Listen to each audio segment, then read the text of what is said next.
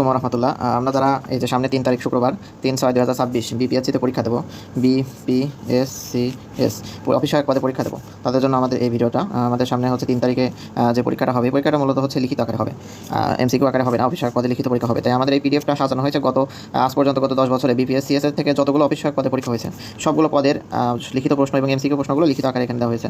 এবং সেই প্রশ্নের অর্থাৎ যে প্রশ্নগুলো আসছে, যে অপশনগুলো ছিল বা ব্যাখ্যাগুলো ছিল, সেই প্রশ্নের বিস্তর ব্যাখ্যা করা হয়েছে। অপশনগুলোকে ব্যাখ্যা করা হয়েছে, যে এক কথা প্রকাশগুলো আসছিল সেই আকারে আরও এক কথা প্রকাশগুলো দিয়ে আমাদের এই পিডিএফটা সাজানো হয়েছে আর কি। পিডিএফটার ব্যাপারে কিছু দেখাই, কয়েকটা পৃষ্ঠা আমরা দেখাই, সবগুলো আসলে দেখানো সম্ভব না, যেহেতু একটা 54 পেজের পিডিএফ। আপনারা যাদের এই পিডিএফটা দরকার আমাদের হোয়াটসঅ্যাপ নম্বরে নক করলে আমরা পিডিএফটা খুব সহজে দিয়ে দেবো। এই যে যেরকম একটা এমসিকিউ আসছিল, সংবিধানের কোন ধারায় পরিবেশ উন্নয়ন ও জীববৈচিত্র্য সংরক্ষণের কথা বলা হয়েছে? 8-এর ক। বাংলাদেশের একমাত্র পাহাড়ি দ্বীপ কোনটি? মহেশখালী। ঢাকা গেট নির্মাণ করেন কে? মীর জুমলা।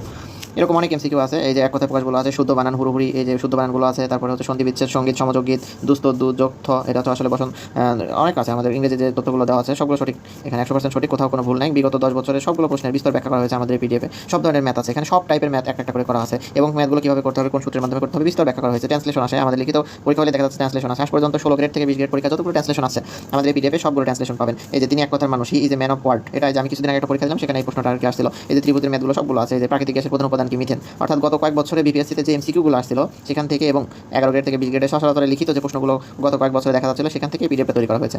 যাদের দরকার তারা আমাদের হোয়াটসঅ্যাপ নম্বরে নক করলে আমরা পিডিএফটা দিয়ে দেবো। এখানে খুব ইম্পর্টেন্ট, এই যে সার্কেল বর্তমান সদস্য কতজন? 7 জন। অনেক ইম্পর্টেন্ট অঙ্কগুলো খুব সহজে করে দেওয়া আছে। তারপরে হচ্ছে সাধারণ জ্ঞান, এগুলো আপনারা যারা পরীক্ষা দিবেন তারা একবার চোখ বুলালে ইনশাআল্লাহ এখান থেকে ইফেক্টিভ একটা রেজাল্ট পাবেন আশা করা যায়। সূর্য থেকে শক্তি উৎপাদন হয় কোন পদ্ধতিতে? পরমাণু ফিউশন পদ্ধতি। এটা কিন্তু ফিশন না, ফিউশন হবে।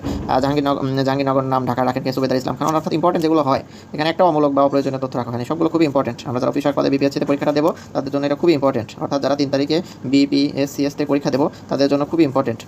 আর পিডিএফটা যাদের লাগবে তারা অবশ্যই আমাদের কাছে নক করে পিডিএফটা নিয়ে দেবেন। এটা খবর জন্য খুব ইম্পর্টেন্ট হবে। জন্য যদি পড়ে যান অবশ্যই এখান থেকে ইনশাআল্লাহ ইফেক্টিভ একটা রেজাল্ট পাবেন। এই যে বিভিন্ন পরীক্ষায় আসা, অর্থাৎ 16 গ্রেড থেকে 20 গ্রেডে যে শুদ্ধ বানানগুলো আসছিল, এক কথায় প্রকাশ, বাঘের চামড়া কীর্তি, বন্দনা করার যোগ্য বন্দনীয় অঙ্কগুলো আছে, এগুলো খুব ইম্পর্টেন্ট হবে ইনশাআল্লাহ।